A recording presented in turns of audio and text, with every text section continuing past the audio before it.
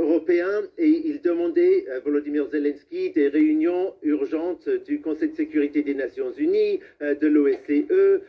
et de tous les autres formats en fait où des dirigeants se réunissent pour discuter de l'Ukraine. Mais avec cette annonce de la Russie qu'elle enverrait des forces dans ces territoires actuellement contrôlés par les forces qu'elle soutient depuis 8 ans, Volodymyr Zelensky n'a pas crié à l'invasion. On s'attendait à ce qu'il dise voilà l'invasion,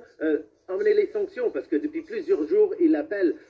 aux pays de l'Occident de commencer à appliquer les sanctions qu'il menace déjà dès à présent. Mais là, pendant la nuit, ce n'était pas ça son ton, c'était plutôt de dire, bon, voilà que la Russie légalise ce qu'elle fait déjà depuis 8 ans, parce qu'on sait que ces forces russes sont déjà sur le territoire. D'ailleurs, vous demandez en introduction